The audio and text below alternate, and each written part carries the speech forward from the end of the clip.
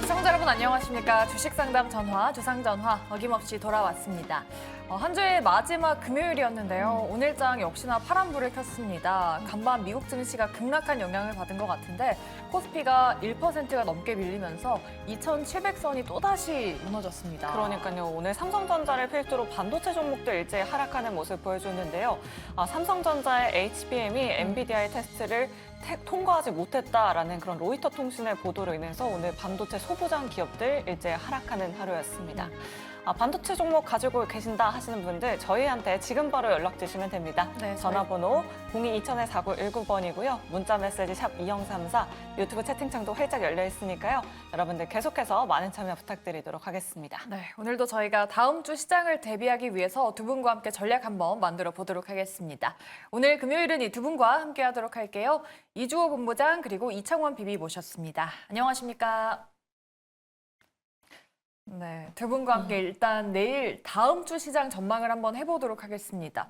오늘 코스피가 1% 넘게 밀리면서 2,700선 밑으로 내려간 만큼 다음 주 시장도 하락이 이어지게 될지 두 분의 팻말 통해서 한번 저희가 들어보도록 할게요.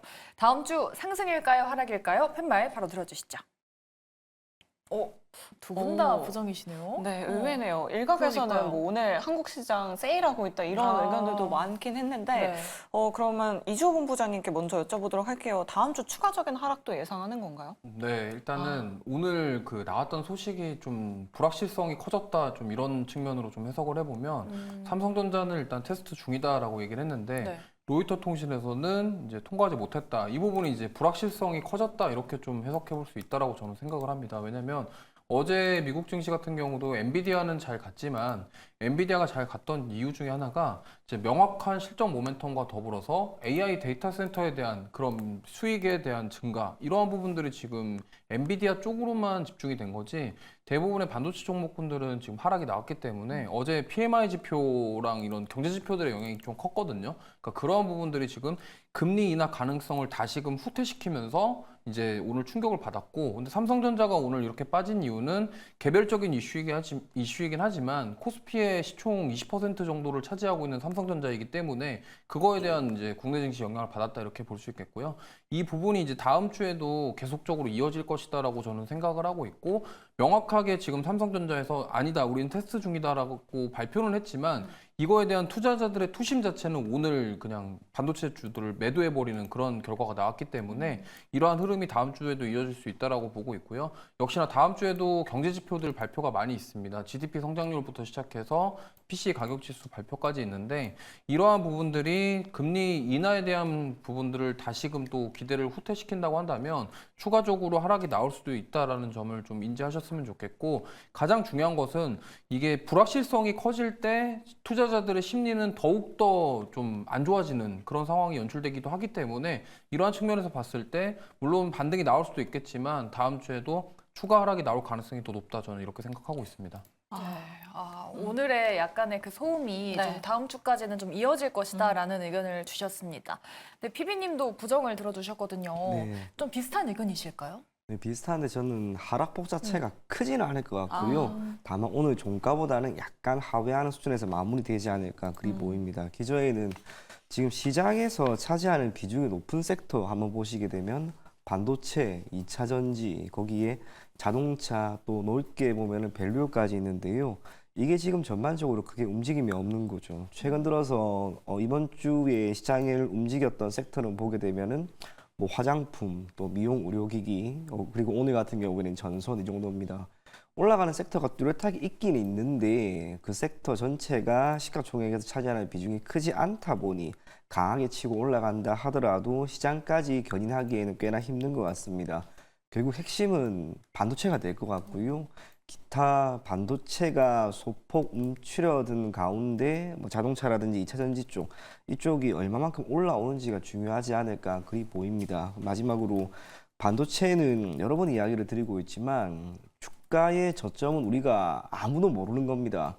하지만 조정이 지금 계속해서 나오고 있다는 것은 다르게 표현하면 조정의 마무리도 이제 곧 다가온다는 겁니다. 그래서 반도체는 포트폴리오에 어느 정도의 비중을 여러분들이 꼭 담아 두시고요. 오늘처럼 이렇게 조정이 나왔을 때 오히려 분할 매수 관점으로 계속 접근하는 전략, 꼭 유효한 전략이 될 것이다. 그런 이야기까지 전해드리도록 하겠습니다. 네, 오늘 이 이슈로 반도체주들 포트에서 비중을 좀 줄여봐야 하나 싶은 분들도 많이 계실 텐데요. 계속해서 저점 매수 관점 유효하다라고 이렇게 말씀해 주셨습니다. 네, 그럼 이럴 때 조정 시에는 좀 매수 기회로 좀 보자라는 의견도 좀 주신 것 같은데 그렇다면은 다음 주에 우리가 어떤 섹터랑 종목을 봐야 될지도 한번 여쭤보도록 하겠습니다. 본부장님은 다음 주 좀 보수적으로 바라보는 와중에도 네. 좀 잘 갈 것 같다 싶은 섹터나 종목 있을까요? 아무래도 좀 이번 주에 많이 움직였던 연료전지 쪽을 저는 다음 주도 계속 보면 좋을 것 같고요. 수소 쪽? 네네네. 네. 그쪽이랑 이제 ESS 쪽 관련해서 오늘 사실 LS 일렉트릭 같은 경우는 또 52주 신고가를 네. 경신을 했습니다. 지금 네. 이게 한미 반도체의 뭐 그런 컨셉을 따라가는 건지는 모르겠는데요. 지금 시장 대장주 역할을 하는 종목군들이 계속적으로 고점을 높이면서 계속적으로 신고가를 경신을 하고 있습니다. 근데 그러한 종목군들이 몇 개 되지 않아요. 한두 종목들만 그런 식으로 움직이고 나머지 종목군들은 조정 이렇게 가는데 그 종목들만 계속적으로 가는 그런 모습이 나오고 있기 때문에 사실 지금 이 연료전지에 대한 부분은 왜 말씀을 드리고 싶냐면 아까 엔비디아 얘기도 살짝 했지만 결국에는 이 데이터 센터형 매출이 이제 400% 이상 이익이 증가가 되었기 때문에 그러면은 결국에는 엔비디아의 뭐 예를 들어서 뭐 실적이 만약에 컨센을 하회했거나 뭐 어닝 서프라이즈가 아니었다가 한다면 모르겠지만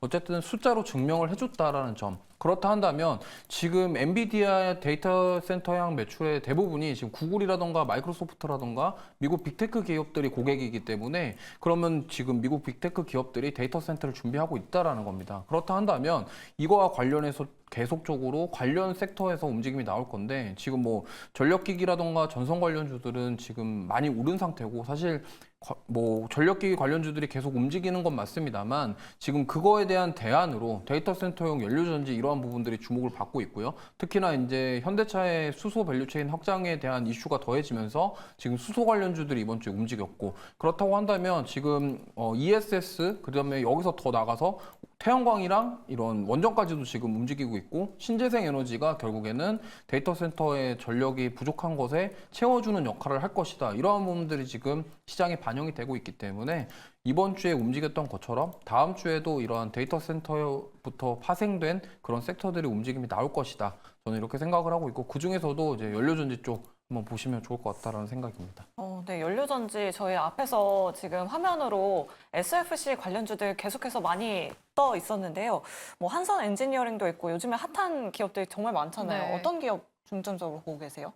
네, 뭐 많이 많지만 네. 그 중에서도 이제 저는 두산 퓨얼셀 좀 좋게 보고 있거든요. 네. 두산 퓨얼셀 같은 경우는 뭐 많은 분들이 아시겠지만 우리나라 이제 수소 연료전지 관련해서 국내 뭐 1위 기업 중에 하나라고 보시면 되겠고요. 사실은 뭐 이 지금 수소와 관련해서 가장 큰 문제는 이거였습니다. 과거에도 수소 관련주 랠리가 나왔을 때 그럼 이거 수소 에너지 운반이라던가 이런 인프라는 어떻게 할 것이냐, 그럼 폭발에 대한 위험성을 어떻게 할 것이냐 이러한 부분들 얘기가 많았기 때문에 수소에 대한 기대감으로 움직였던 종목군들이 조정을 굉장히 많이 받았었습니다. 근데 이제 다시금 이제 올라오고 있는 이유 중에 하나가 이제 그 데이터 센터양, 그러니까 이제 전력을 공급하는 게 한계가 있을 것이다. 그러면 추가적으로 필요한 전력을 어디서 가져올 것이냐인데 결국에는 뭐 가져올 수 있는 곳이 뭐 태양광이라던가 아니면은 뭐 풍력 이쪽은 지금 약간 거리가 먼 상황이거든요. 그러면 이제 대안이 되는 게 소형 모듈 원자로 이런 것들이 지금 관련주들이 움직이고 있는 상황인데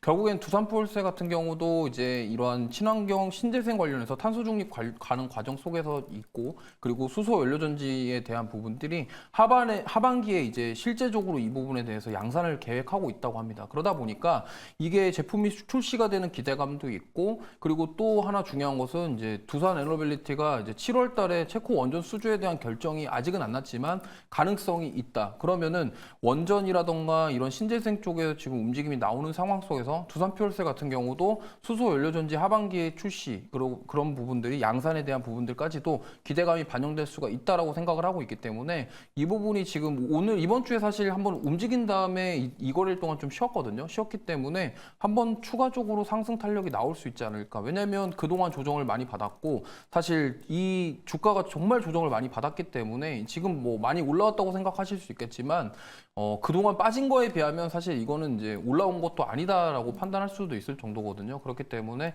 추가 상승 여력 충분히 있고요.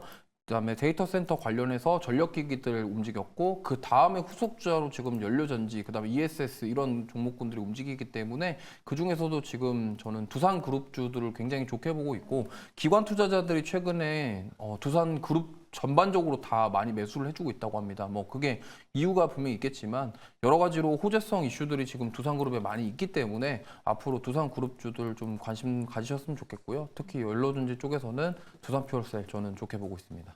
네, 이번 주 후반에 두산퓨얼셀 좀 급등세 보여주긴 했지만 차트를 또 길게 놓고 보니까 계속 추가적인 맞아요. 하락세 보여줬었네요. 관심 있게 지켜보시면 좋을 것 같습니다. 네, 우리 이청원 PB님은 그러면 다음 주에 어떤 섹터랑 종목 주목하시는지 일단 섹터부터 한번 들어볼까요? 네, 저는 자동차입니다.